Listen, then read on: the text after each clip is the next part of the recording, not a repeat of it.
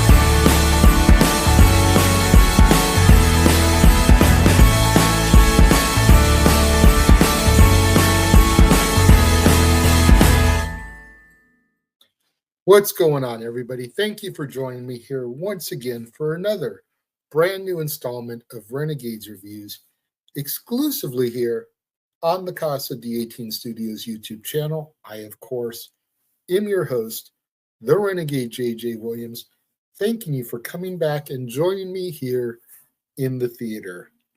And last time I must say it, but you guys probably realize the theater looks a little bit different. It's the holiday season. Thanking is a fitting word for today, as is thankful. Happy Thanksgiving to each and every one of you, my loyal viewers. I know my content has seriously fluctuated over the past years, and I do apologize for that. I'm hoping to rectify that come the beginning of the year. So I'm eternally thankful and grateful for all of you who continue to come back here whenever I post a brand new video or do a live stream.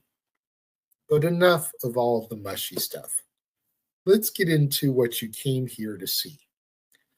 Today's film was a Lifetime original film that was released back on November 21st, 2015. So next year it'll be 10 years old. Directed by Kirk R. Thatcher, with a screenplay written by Tim Burns and Christopher Baldi from an original story by Kirk R. Thatcher, Jerry Jewell, and Jim Henson himself. Turkey Hollow stars Mary Steenburgen, Jay Harrington, Graham Verschere, Genevieve Bushner, Reese Alexander, Gabe Kuth, Peter New, Lyndon Banks, and is narrated by Chris Ludacris Bridges. Turkey Hollow was also added to the Disney Plus platform on February 10th, 2023. As a part of the Thanksgiving holidays, a recently divorced man named Ron Emerson, played by Jay Harrington, takes his children, Tim and Annie, played by Graham Verschere and Genevieve Buckner, respectively, to the farm of Ron's eccentric Aunt Clyde, played by Mary Steenburgen, in the fictional town of Turkey Hollow.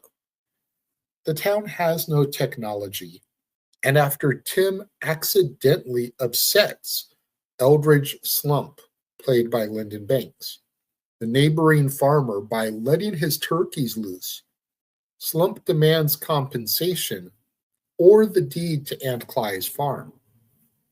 Tim and Annie then find themselves caught up searching for the Howling Hoodoo, an elusive 10-foot monster that has long been considered a legend to the citizens of Turkey Hollow, to the point where a photograph of it will fetch $10,000, which is exactly what the compensation for Slump's turkeys would be.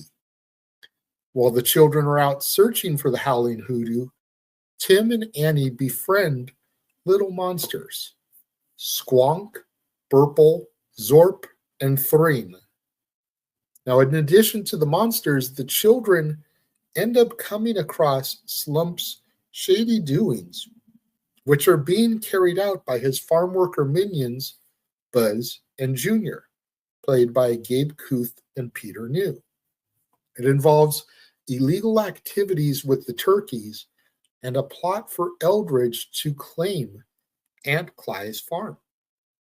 With the aid of the monsters, Aunt Cly and Sheriff Grover, who seemingly has a crush on Aunt Cly, the Emersons must expose Slump's plot and save the day.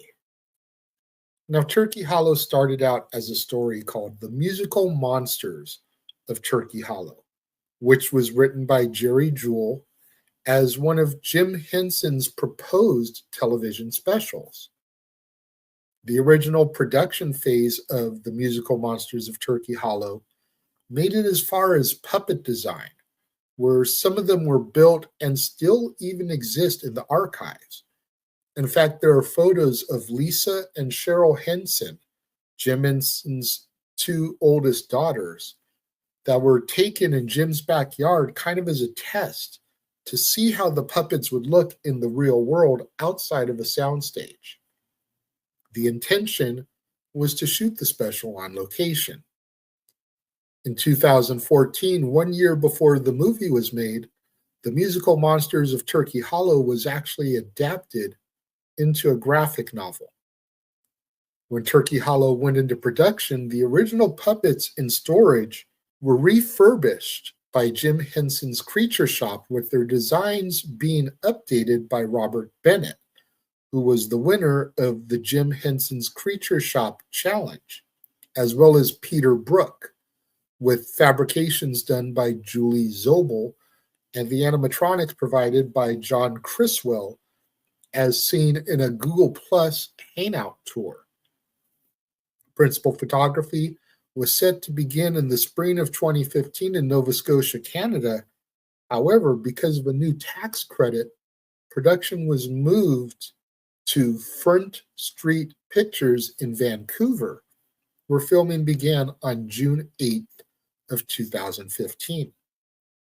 Now, director Kirk R. Thatcher actually has an extensive history with the Henson family, as all the movies he's directed have been Henson related.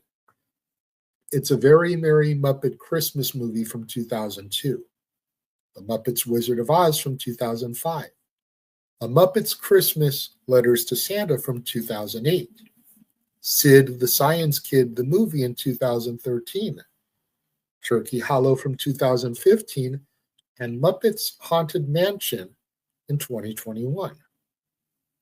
I think all of my loyal fans by now know of my love for the Muppets, so it should surprise nobody that I had this as part of my digital media collection. As a matter of fact, I think I only paid 99 cents for it through Hoodoo, which has now been branded as Fandango at Home, back in either 2020 or 2021. What may surprise people is that this was actually my first time watching Turkey Hollow, and I'm not sure why.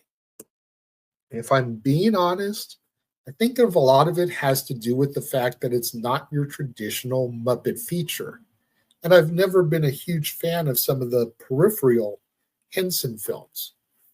Things like The Dark Crystal or Labyrinth are things that I more or less stayed away from until I watched them to review them here on the channel.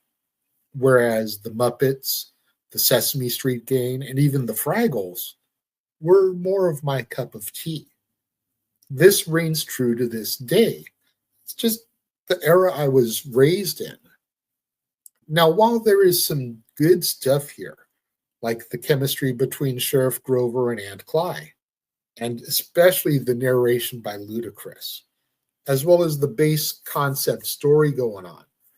I feel like there's quite a bit that could have been improved upon. Annie, for example. While she's your quintessential angsty teenage girl, you form no real connection to her. She's too off putting, to the point where when she and Tim have been caught by Buzz and Junior, locked in a shed with the enhanced turkeys, we don't care really that her feather allergy could kill her. Tim is a relatable enough character, but that's really it. The little monsters are cute, but all they say are their names, so it's essentially an I am Groot situation. The bottom line is this: did I enjoy it? For the most part, I'll say yes. Will it become a yearly Thanksgiving tradition for me? No. Would I watch it again? Possibly. But it would depend on the situation at hand.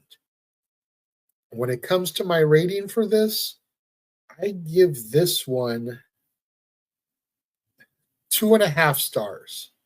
And I feel like I'm being generous because of it being a Henson concept. What do you guys think of Turkey Hollow? Have you seen it before?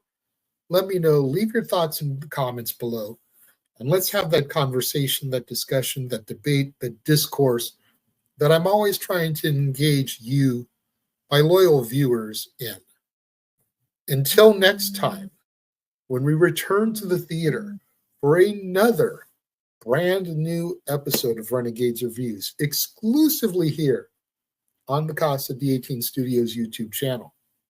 I have been your host, the Renegade JJ Williams, thanking you all for tuning in.